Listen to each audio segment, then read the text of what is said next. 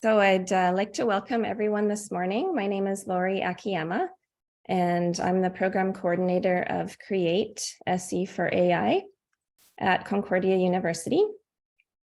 And I'm pleased to welcome you to our webinar on AI adoption in telecom networks as part of our Industry Talks webinar series. Today, we're pleased to have Karthikeyan Premkumar from Ericsson in Montreal joining us as our guest speaker. Karthik has 18 years of experience in the telecom industry and has published more than 10 patents and papers on telecom analytics. In his current role as data scientist, Karthik's work involves designing knowledge models and machine reasoning technologies for cognitive networks. In today's talk, Karthik will be sharing some of the ways that Ericsson is addressing and overcoming challenges in adopting AI technologies in their products and services. So with that brief introduction, I'd like to turn things over to Karthik.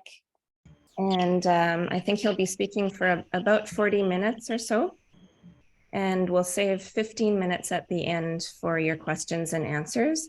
So as you're listening to Karthik's presentation, please make note of any questions you may have and please save them until the end. You can either take yourself off mute to ask your question or raise your hand in the chat, whichever you prefer. So without any further ado, Karthik, I'll turn things over to you. Thank you. Thank you so much, Lori. Thanks for inviting me for this talk. Hello, good morning to everybody who has joined in. Yes, so I will share my screen.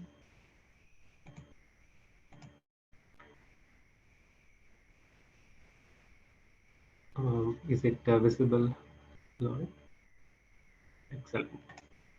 Okay, so the topic of today's talk is AI adoption in telecom networks. So of course, this is a big topic in by itself.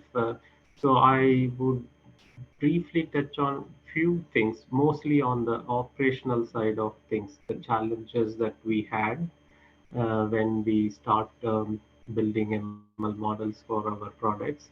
That might be useful for students or, from the university perspective, who would possibly join in industry like Ericsson, and what sort of things that they would come in to work in, and then how they would try to relate the content of today's talk with their work that they would be getting into. So possibly that's a real motivation for this talk to enable the students to understand some of the challenges, operational challenges that we face in our industry. So the agenda of this talk is like, I'll give you a few yes, brief overview on the telecom network for the uninitiated.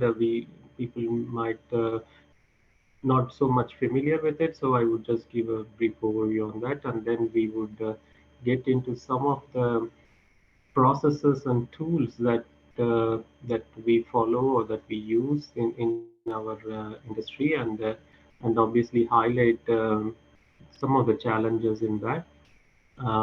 Then I would go into a couple of case studies or ML use cases that we solved, possibly giving a little bit insight into what we did in those use cases, and then finally few concluding remarks on what we do or what we learn from all these things, and obviously the final thing is the question answer. Okay, so now getting into telecom network overview. I put the definition just for people to get to understand what a telecom network in simplistic terms. So this is nothing but connecting user terminals between across geographical regions or across different devices and things like that, which would involve obviously a lot of intermediate network nodes and the links between them that would enable this communication, right? So that's a very um, vanilla objective of an vanilla definition of a telecom network. It has gone through a lot of evolution, so I won't go into all those stuff. I would pick the uh, latest one on this, like what the telecom network that is today, uh, right? So now, like we have the handsets, which establishes radio links with a tower, which we call them as radio access network.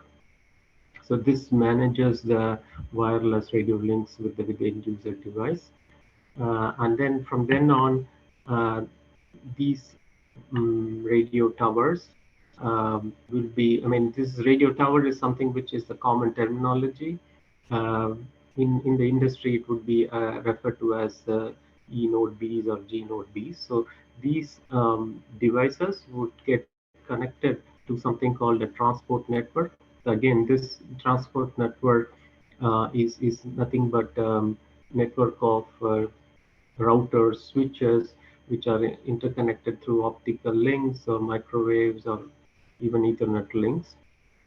Again, this would have further classifications like front haul or back haul, depending on where these transport network is used. Between radio to the core, it is backhaul. Between the radio tower and the baseband, it is called front haul. So, yeah, different uh, variants of this that forms the transport network. So from the transport network, there is something called a core network, which basically controls the call flow. So meaning that you watch a video or you speak over the phone. So now there are certain controls that has to be done on this call depending on your subscribed bandwidth or QoS, and all those control functions would be done in this core network node.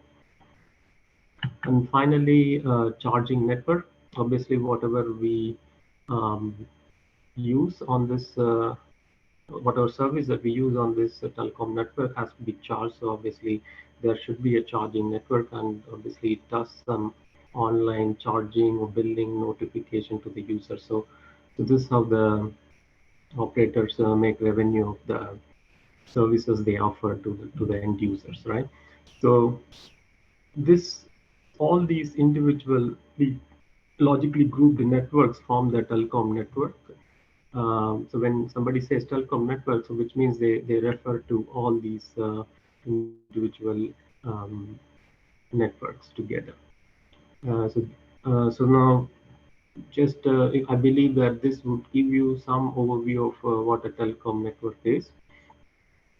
Um, Obviously, all, we have to have some sort of operation maintenance, that manage all these networks. So that's where the network operation support systems come into play, which manages all these networks individually for reliability and stability. Yeah, all together, this forms a telecom network. Quickly into the Ericsson product portfolios. I've given the link. You can check there. Um, the radio network transport. We have a lot of products in each of these areas. A lot of products. I have just mentioned few of them here for your reference. But if you go into the link, you would get to know more about this. Um, Here, each of these products, the reason to highlight, like, why we have all these products across all these networks is to motivate that, there are a lot of scope of machine learning and the AI in each of these products that we work along with the development teams who are developing those products in Ericsson. For example, like if you take the radio access network, there is, I don't know, you possibly would have heard about the sleeping cell problem, where to reduce the energy consumption of the towers. The the towers can be switched off for momentarily some period of time to conserve the energy that it spends on radiating the radio waves, uh, preferably when there is obviously no traffic happening at certain point in time, right? So now this is one sort of an ML problem there. The transport network. Possibly you would have seen a few news articles about Rogers network going down, and you could see that the official press briefing suggests that there were some uh, rules in the routers that forms the transport network has been removed or modified, due to which the, the the data transfer through the transport network was affected, and which eventually affected our services. All right, so we were not able to make calls. So now this is again an sort of interesting way to solve in using ML, like all these rules that forms into these devices, these products that you see. That would be sorry. So those consumes energy. So now when the data moves through this transport network through these devices, um, the number of rules that are configured in these devices would uh, would make it make the devices spend more energy again to allow to decide whether to allow that packet or not, or allow that data transfer or not. So again, there is a lot of scope for machine learning there to identify which rules that can be enforced and which need not be at what point in time, to reduce that sort of overhead on these devices. Core network, obviously it involves in call control. So one interesting problem statement in this area is that um, depending on the service that a user uses, if it involves more QoS or bandwidth to be allocated for that service, for that user, like for example, you're watching a video stream, and if it is in 8K, then possibly we could boost the QoS for your data session or video session to get that a good quality of 8K quality on your devices, right? So momentarily for some period of time. So those sort of intelligent decisions can be done in core network, again using ML. Charging, obviously, one classic problem here is like, what would be the right product plan that user can opt based on his usage of the services. So again, that's another interesting problem. Or churn prediction, whether the person can move away from the network for whatever reason. So there are, and again, operation subsystem. You have like a self-optimized network or zero-touch network. So lot of such scopes for ML in this area as well, to manage the network in an autonomous way. So all these individual network areas have individual problems that could be very well addressed by machine learning. So that's the whole reason that Ericsson, not only Ericsson, all the industry players in telecom are spending a lot of effort and money on enabling AI models in all of these their products to make them efficient and also more profitable for the operator. Um, so now with respect to the AI adoption challenges, I put here as organization challenges, because I want to split into two here. So there are organization challenges for AI adoption, and there are operational challenges for AI adoption. I have given a link here, which is the report that Ericsson compiled, that mostly addresses the organization challenges of AI adoption. So when I say organization challenges, it's more of the employee who face implementation challenges due to their skill set of not able to upskill themselves with AML technologies to implement into the product and things like that. So those are like the organizational problems. Now you could see like some of the top 10 problems the organization faces for AI adoption. The purple ones are the people and culture. The technology, obviously, like what are the tools available for implementing these models onto the product. So a few of a data access again. So on the technology aspect of things, and of course organization things like how we present our AI use cases, the proof of concepts and demos, to get to prove that this indeed works. Because mostly people think that ML is some sort of a um, alien technology or something like that, where people cannot really rely on the results that it produces. So it's mostly sort of a um, untouchable area, like to use. I mean, I'm saying like this is from coming from people who are within the industry for quite long time, who are more prone to use technologies which were existing before and not to. They are a little bit skeptical about implementing changes into the product, right? So that's that sort of mindset. So now these are all like on a whole, uh, hinders a company or industry to adopt AI into the product or services. But here I just leave it here. You could have time to go through this report and get more information from all these identified uh, areas that that hinders AI adoption. So now, with that overview of what telecom network is and what are the organizational challenges that we have to adopt AI, I move into the process and tools. These are all more on the operational side of things. So now we are moving, right now we are implementing machine learning models into our products, and when doing so, what are the process that we follow and what are the tools that we use and what are the challenges that we face is what I would be getting into.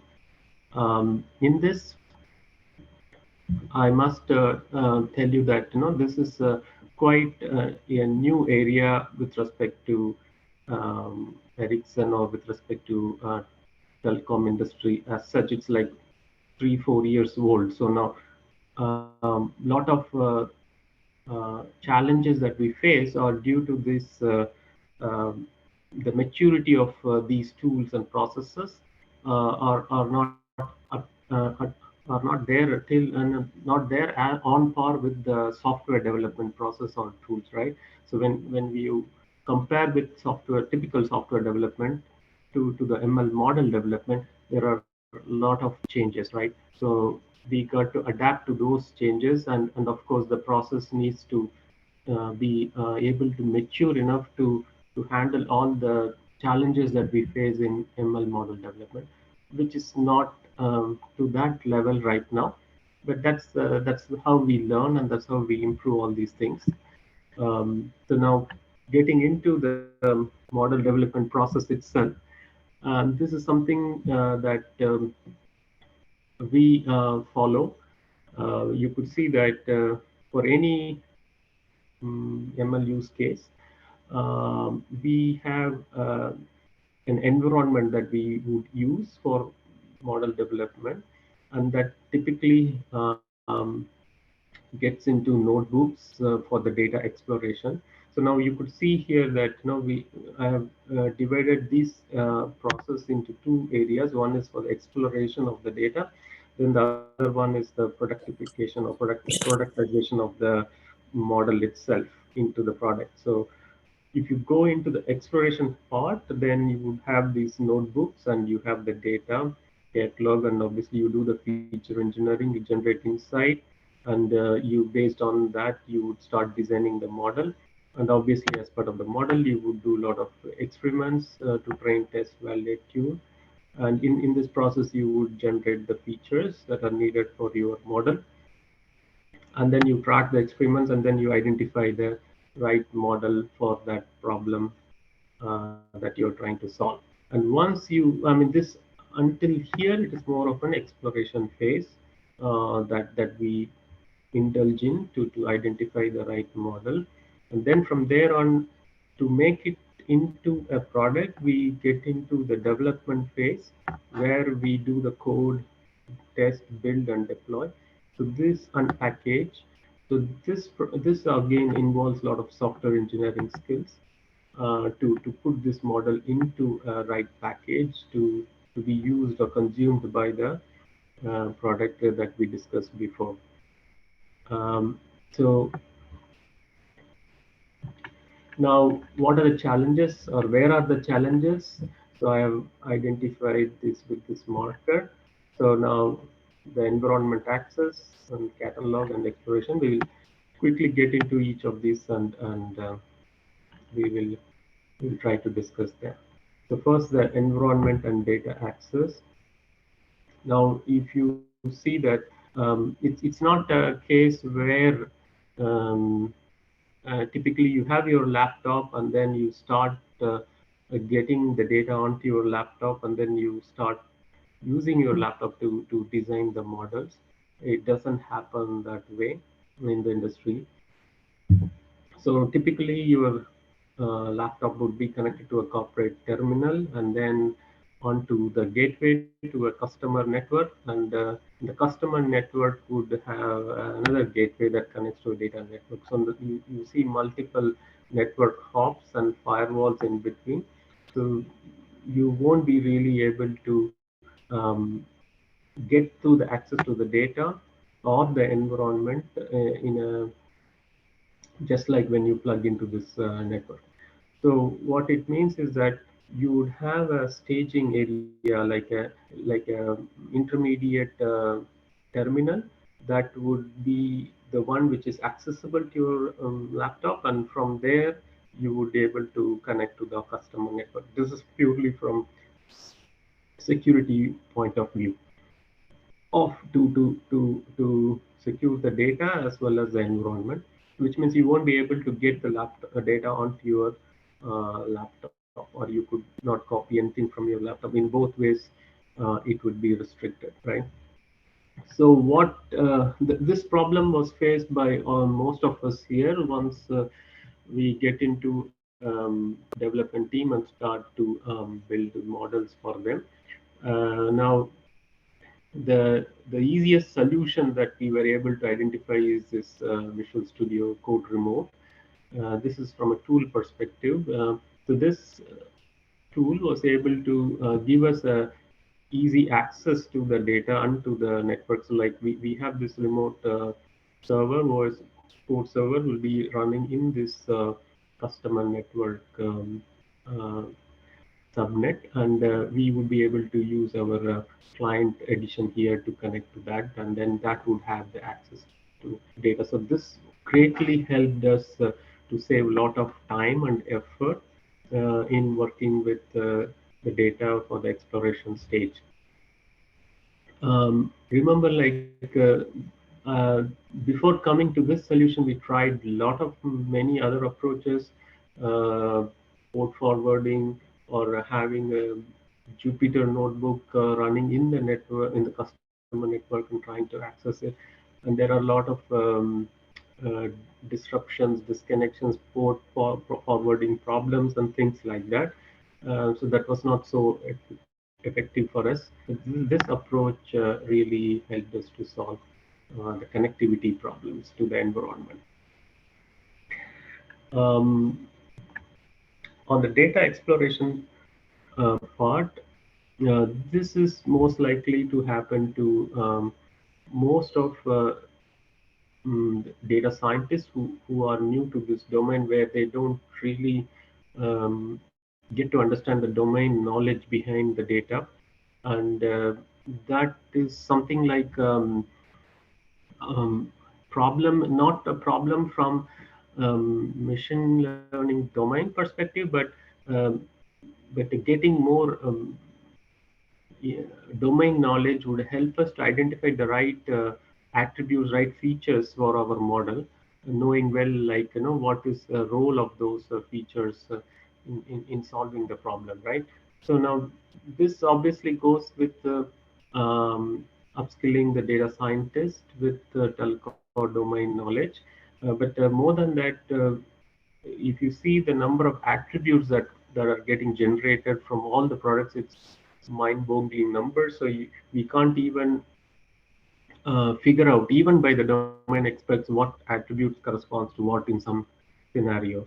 So now that's where we started to have this data catalog, which we built on our own to create this knowledge base, which contains all the data generated from all the products we discussed before, and then create all this contextual information from the SME and create relationships, semantic relationship between them, so that any new person who would browse through this catalog would be able to identify the attributes, real meaning and purpose, which would help him to identify the right features, based on those attributes.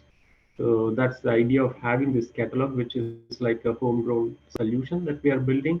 And obviously, this would have this semantic search, which would help us to search based on the relationships or even based on the names that of the attributes, and of course version control. So the nature of these data is that, these are all like specifications coming from the standard organizations like 3GPP, which defines what these products should um, uh, to be used to configure things, or what are the configuration that needs to be put in place on those products, and what is the performance measures that these products generate. So all those are coming from the specification as well. So now these specification changes over time, and we got to track those changes as well.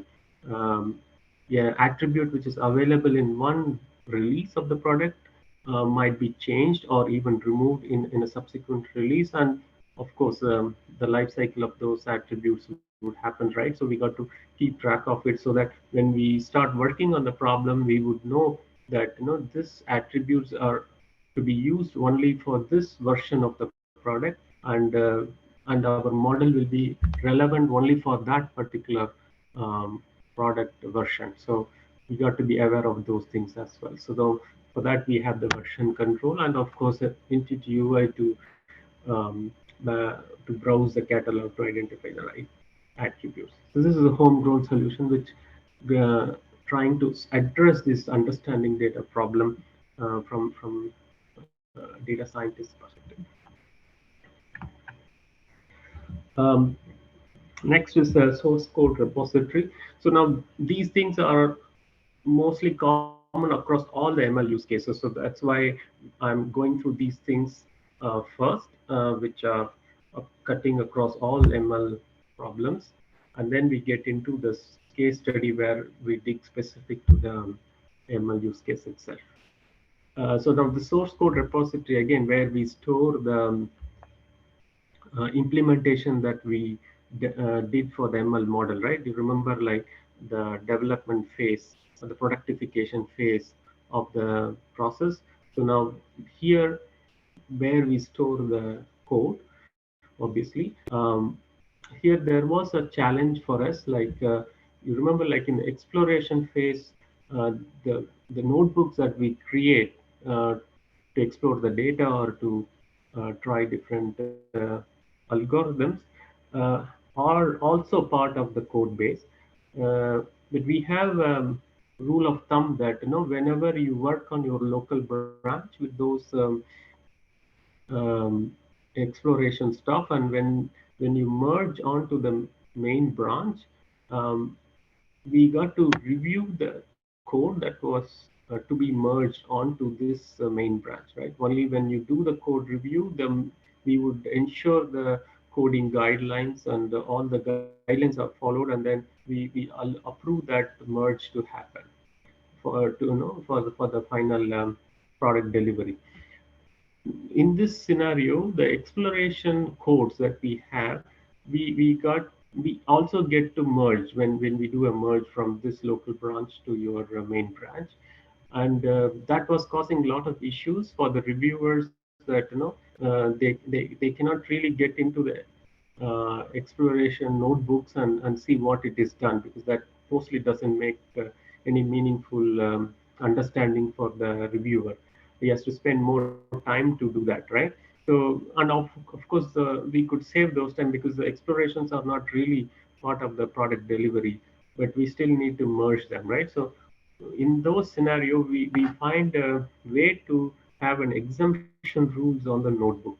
And these exemption rules are mostly specific to the source code repository, the technology that you use, the application that you use. For example, GitHub or GitLab has a exemption rule where you could specify to exempt a particular directory in your code base to not to be reviewed on merge, even though it gets merged, but the files in that directory doesn't really need to be code reviewed. So it allows that sort of exemption. So now we made use of those rules to have this in place. And I made it look very simple, but you would understand, like in a product environment, these things are having huge effect on overall delivery of the project itself. Okay, so next is the data science environment.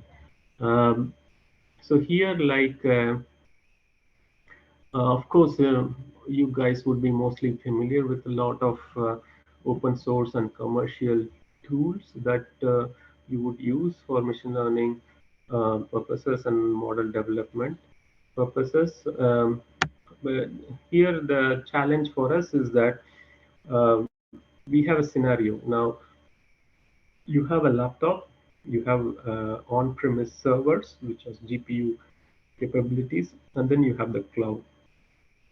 So all these different infrastructure variants uh, can be better utilized if you have tools that are specific for those catering to those infrastructure, right? For example, for cloud, possibly if you leverage Google's own machine learning services or AWS machine learning services for model development, it will be quite fast, which means that if you're buying to those services, you cannot sort of use them on the on-premise servers, because it really doesn't have that connectivity to the public cloud environment. So, and similarly, if your problem statement requires a less amount of data processing, and if it is like a simple method or model that you're building on, which means your laptop would be more than sufficient, and you don't even need to use the servers which has GPUs in that context. So each of these form factors determine what tools that you will be using for model development, right?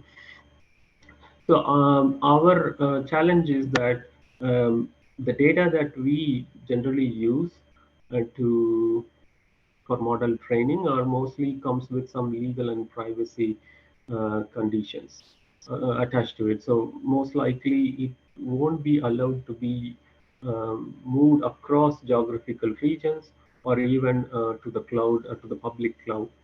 So in those scenarios are more specific to our industry domain. So now what we wanted to have is set of customized solution with predefined tools packed together, and use those images to be instantiated on each of these infrastructures, right? So which means it's more of a customized solution, but from a data scientist perspective, he would still use the same set of tools that he is already using. So it doesn't really add any additional pressure to get into new tool and explore them and learn about it before starting the model development itself. So we are building this sort of environment with customized image that would be deployed in each of these infrastructure. So This is still an evolution. I mean, which we are still working on. And but our idea is that we got to have a same environment look and feel across all these variants. And of course, there is a software repository that we have, the private repository, which has these tools which are vetted by Ericsson, meaning that we cannot use all the tools that are available in the market. So there are certain security checks that are done on the softwares that we use. I don't know, you would have heard about this Log4j vulnerability issue sometime back, which means if you're using Log4j in your application, the hackers can have a backdoor to connect to your uh, servers to know to get important information from your servers. So now those sort of vulnerability checks are done before approving these tools to be part of the software repository. So this is something which happens within our industry, the private repository. So we are doing this for to ensure we get to use the right tools and for the for the industrialization of the product itself. Okay, so with respect to the model development, I have in the interest of time, I'll quickly rush through a few things. Uh, so now, with respect to model development, the challenge is one method doesn't fit all. So now we have, as is shown before, like the products which are more having a constrained environment, and in those cases we have to embed the model within the application itself. So everything should happen within the application domain. But in case of certain other products which are mostly uh, as a service sort of a product, where we could have these microservices which will host our model for serving, and also the workflow associated with the model for feature generation. So all this can be realized as a service. So there's no one method. So that's what we learned, and then we are customizing our solution for each product based on this category that it fits to. Model LCM. So here the online retraining is a challenge. Once we deploy onto the customer environment, be it on-prem or cloud or edge, we got to monitor the model performance, monitor the data and concept drifts, trigger retraining pipeline, and you have to seamlessly transition the new model into production. Again, we are working on a customized solution for this. There is no off-the-shelf tools or things that are available for us to use. But this is how we are. So all these things are happening at the customer premise. The model development alone happens at Ericsson premises. So this is again one important area that we are working on. Now, quickly on the case studies. So I would get into this crash prediction machine learning use case, which we did for one of the product. So the goal here is to identify the identify the crashes of a product, and find the patterns to those crashes and try to predict before it happens, so that we capture additional traces, and then we find the root cause of it to correct that product fault, right? So now obviously this is the flow of it. So we have a data parser for getting the attributes, and the log parser for the labels for those crashes to identify the labels, and then obviously the train with validations and the model. Then we have a threshold determination, like what is the score that we would keep as a threshold for identifying it as a crash or a no crash, and then we evaluate, and then we deliver the final model with the threshold to the product that we are developing this use case. So what are the problems? We have the problems in all these problems and such challenges in all these areas. So with respect to the data, obviously there are multiple attributes in the data, and and those are optional attributes, right? So the optional attributes, like, which makes things a little bit difficult for us, like we cannot fix them in a specific dimension of a data frame. So we got to do zero padding and things like that, which again is not effective for us. So we try to use associative array, so that you don't really expect an attribute, but use associative array to fill up those dynamic attributes.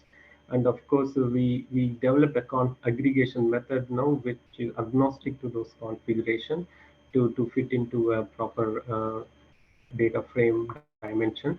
And we also had challenges in the label generation because it's unstructured.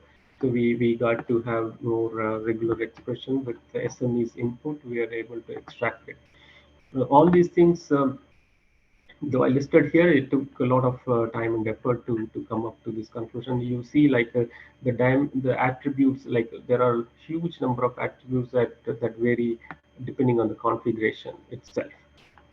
So we got to combine all of them together and then start training the model. So now here you would see the features. So now based on that data, we were able to aggregate across the managed objects. We were determining the first order differential because like the attribute itself, it doesn't really convey much. But since this is again from a domain input, like, these performance measure captured for a constant traffic flow, which makes this differential, first order differential, meaningful. Otherwise, it doesn't really make much sense. So, and then we have distribution quantiles. We find the quantiles and pick, like, for subsequent time interval. Again, this is a time series. So for subsequent time windows, if these quantiles are changing, and then we could easily highlight or identify the outliers and remove them as well. And obviously, since it's a windowed approach that we have taken, for there are like a long running patterns to this uh, that would bring down the model performance. So now we had anomaly feature that we started generating on the cumulative time period from the start of the run till the end, and which has helped us to improve the model performance for crash prediction itself. And we use light GBM. And why we used it, of course, the class imbalance problem is one of the scenario, because the crashes are very less, 6%, right? So light GBM basically helps us to overcome that imbalance problem in a way. And the footprint is very small for us to train and infer. And this is the model performance that we got. Um, Quickly moving on to the deployment side of things. Of course, it is realized as containers, as microservices. We had inference issues in terms of concurrent requests, and that's because mostly of the memory pressure that we found on the threads that we were spinning up, and we made it into processes. Of course, we leveraged Kubernetes replica set to scale depending on the number of requests that we receive. So we have two models different for different technologies, and yeah, this is how it is realized. Quickly, I don't know we have time for this, but I'll quickly brush up on this. So this is another use case, the document recommender. The goal of this is that to identify the a document for a given problem. So now, like typically the service support engineers who find problems on the customer premises will report them through some sort of ticketing system. And we got to identify a document that already has that solution for that product and recommend that to them, so they follow those steps to fix the problem, right? So that's ML use case. So now we have a document store and also a resolution database, which has some predefined resolutions for some troubles. And the basic idea in this is that we use NLP techniques to extract the right uh, information from the documents and create those embeddings, and we match those embeddings with the trouble report that is being filed, or the issues that are being reported by the service engineers. And by comparing, by finding the similarity between these two, the document embeddings with the ticket description embeddings, we find a similarity score, and based on which we rank, and then we get the user feedback, whether that recommended document is really useful to them or not. And then we get this feedback and retrain this ensemble model to have some sort of weightage to those um, documents that are identified as good by the user, and reduce the weightage to the other model which has recommended a wrong document. So it's more of a weighted approach that we use to retrain the ensemble model. So quickly on the data, of course, this you would be mostly familiar. So what sort of data we would get, and what are the problems that we get. Obviously, the spellings, abbreviations, all those things are um, screwing up the uh, model itself. So now we did certain manual corrections, and of course, the lemmatization dictionary lookup helped to solve few of them. With respect to the performance, again, as we said, there are different titles that comes from the documents, and then we check with the title of the document with the TR's slogan, and if it matches, then we check the content, the word overlap between the content of the document and the TR or the double ticket description, and then we find the overlapping word, and then we have the, I mean, it's an ensemble method, so we use TF-IDF and word to vec, and we basically get a rank from each of these models to for given document, and then we pick the first 5 documents based on the ranking, and then we give that as a feedback to the user to use. Again, the performance was around 60% or so, uh, which is fine compared to before, where there is no such recommendation available to the user. But we are keep on retraining them using the user feedback and improving the performance of this. And then the deployment of this. So again, this is deployed on as Kubernetes services. So the challenge again is with respect to the inference latency. So the expectation is in tens of seconds, but it took around a minute or so, largely because of the embeddings, which store a lot of, to query the embeddings and then get the similarity score. It was taking some time, so we moved these embeddings onto in-memory distributed cache, so which improved the performance of the inference. So final thoughts. So as I shown you guys a fairly end-to-end scope of the challenges we face and what we are trying to solve for model development. And for me, the key takeaway for you guys is there is no one method doesn't fit all the problems. You've got to obviously work way around that to solve. And the model development depends on whether it's a product or a service. So both are two different, the embedded one and the as a service approach that defines how your deployment is. And the domain knowledge experts play a key role in identifying the right features, to be used to improve the model performance. And of course, the data challenges. Yeah, so the industrialization for legacy is again completely different from new products as such, because you have a lot of flexibility in developing uh, uh, in a new product, but compared to legacy, you have to adapt to the existing restrictions or limitations the product has. Okay, with that, I stop for any feedback or comments or questions. Happy to answer.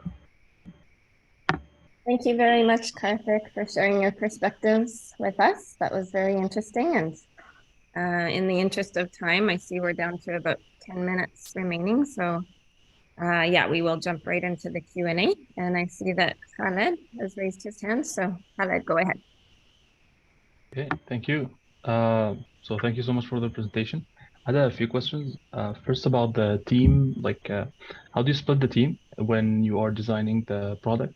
It seems you have multiple kind of steps. I think in slide 3 there was multiple kind of steps towards designing the ML product.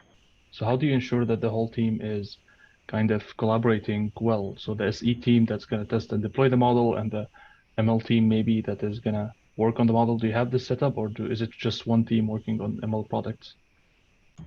No, absolutely. That's a good point. It's not one team that works on all the end-to-end of the product itself.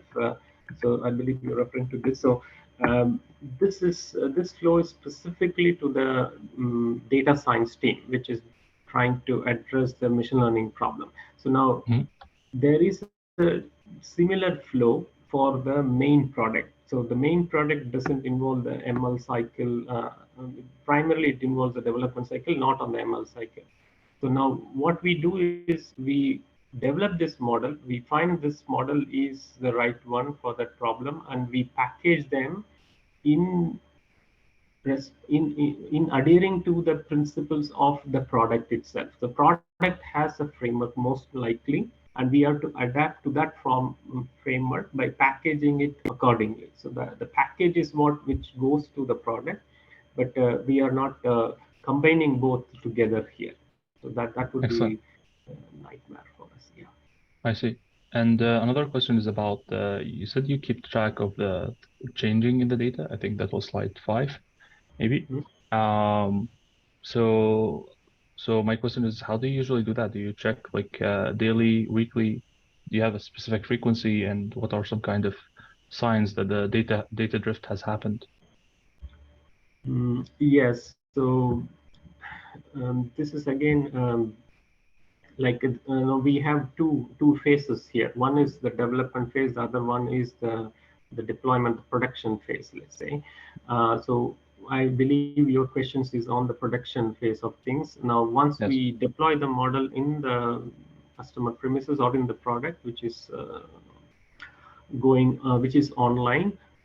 Now the thing is, we provide certain capabilities for monitoring the model performance, and Hmm. of course that includes detecting data drift and concept drift. I might let you. I mean, the challenge there is it is not a foolproof uh, way of detecting data drift or concept drift. It has some sort of uncertainty, which means we cannot automate that retraining pipeline based on these detected drifts. So there is certain manual intervention required where the user would see these as some sort of a notification alarms onto Yes. their dashboard, and they would report us for action. So which means the support personnel doesn't have the competence or skill set to do that. So they just call our support to find the problem and fix it, sort of. Yeah. I see. Okay, Mhm. excellent. Thank you so much. Thank you. Welcome. Thank you, Khaled, for your question. We have Jasmine. Please go ahead with your question, and then we'll jump to Samuel. Hi, thank you very much for the nice presentation. So my question was more touching on the vulnerability part that you discussed. I don't remember which slide it was, but it said that you do some vulnerability checks in order to select the appropriate tools for your pipeline. And I was wondering, you mentioned that you do that privately. So what kind of checks do you proceed? How do you select the right tool for your pipeline, and what are the phases of of the security check that you do?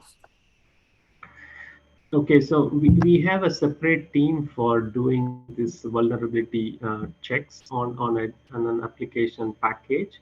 So now from data science team, we would identify the libraries that we want to use, or we would identify the software application that we want to use, and we report that to that team. And that team is responsible for doing all the vulnerabilities tests. So what they internally do, as far as I understand, is like they would check for the, if it's open source, obviously they have the source code, so they have some sort of code evaluation tools which would check for certain predefined some backdoors that are possibly inside the code.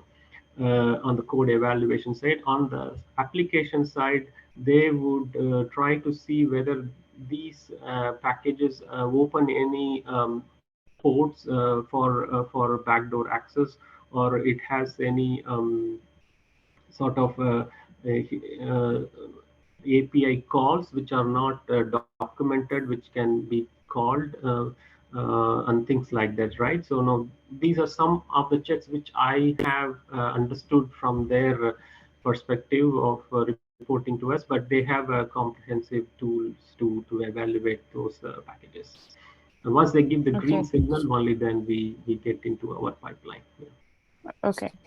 Maybe just one last quick question on this. So ML systems depend a lot on open source packages, and so do traditional systems. So are the challenges of managing dependencies in the ML component, are they similar to those of the traditional system, or are they different? So what are the challenges in managing open source dependencies in ML components for the industry?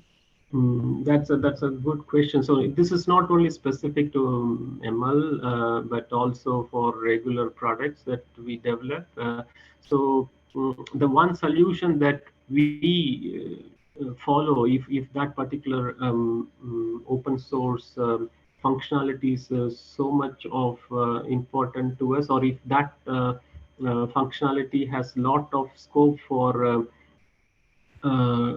disruptive ways of improving that product. So now we what we do is we basically have some sort of intermediate application interface layer which would obfuscate that software package, which means the software package library won't be visible to our product, but an intermediate integration layer would be the one, a wrapper sort of application would be visible to the product. So which means you have the flexibility to remove the underlying library or application with the new ones or with the different vendors, and you have all those flexibility, but the interfaces that we expose to the product remains the same, whereby we reduce this overhead of dependencies.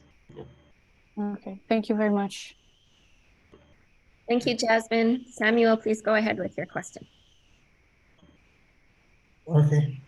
Okay, thank you very much for the presentation. So my first question was, I want to find out there are like, if you have like standards for selecting your tools for the development of the ML models. I know you spoke about the checking of the vulnerabilities in the libraries that you use. So if apart from that, if there are other like things you consider in choosing your tool, and is it like, do you choose the tools based on the projects that you are building, or like you have some specific tools that you use in almost all your ML projects? Mm, um, I mean, we look for the licenses also, even though if it is open source, we also check for the license terms and conditions. And if it allows for redistribution and code modifications and things like that, then obviously we incline to pick it up. And if there are some restrictions on those licenses, then obviously the open source Apache or EUL licenses that we don't really pick. So that's one other thing. That's more of for a software protection perspective, because we are selling commercial software and these open sources are not. I mean, have some kind of clauses, when redistributing those in a commercial products, right? So that's one thing that we check. With respect to the library itself, like, of course, this mostly people do, like, when you select an open source, you need to see how active the community is behind that open source. And if it is like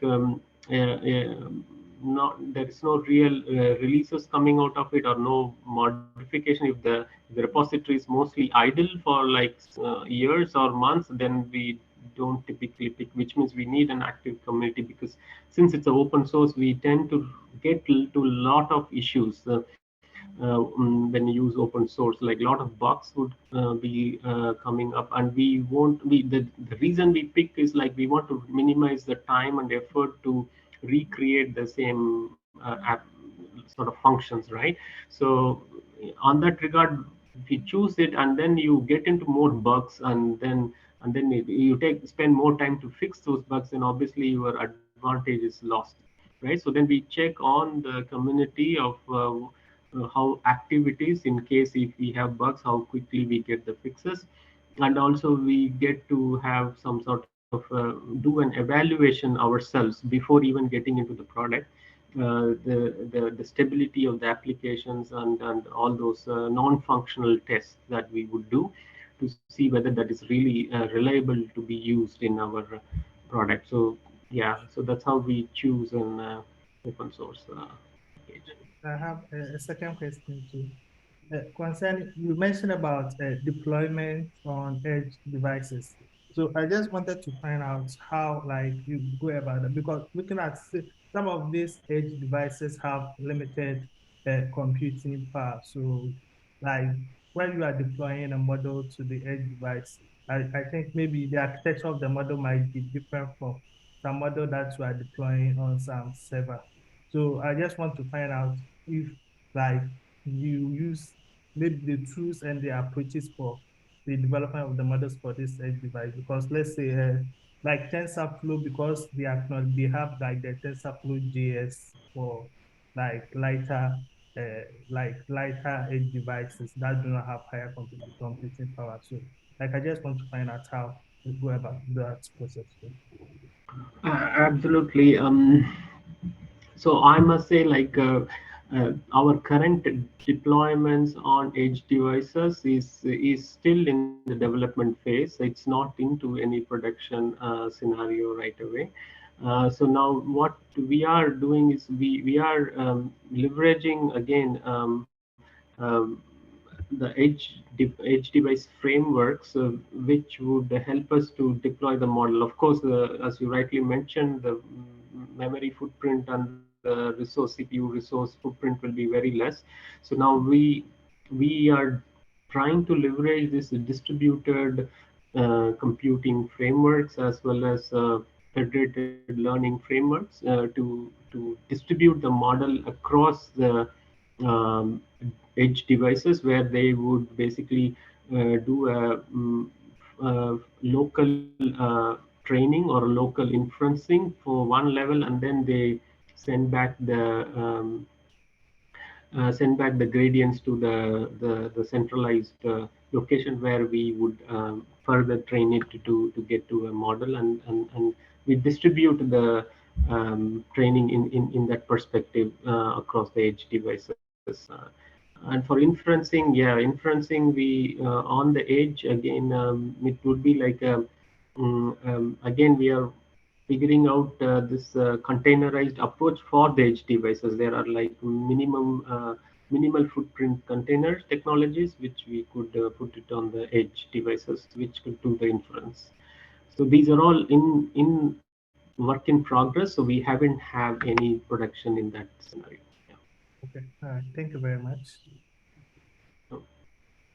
All right. Thank you very much, everyone. I think we've come to the end of our time today. We've actually gone a little bit over time, so that's usually a good indication that the content was engaging and that everybody learned something today that they probably didn't know about the telecom industry. So once again, thank you to all of our participants for joining this edition of Industry Talks. And thank you to our guest speaker, Karthik, for sharing your thoughts with us. We really appreciate your time. And this session has been recorded, so I will be sharing the video of the presentation with everybody later through our se4ai.org website. So have a great day, everybody. Thank you. Thank you, guys. Have a nice weekend. Thank you. Thank you. Bye. Thank you. Bye-bye. Thank you.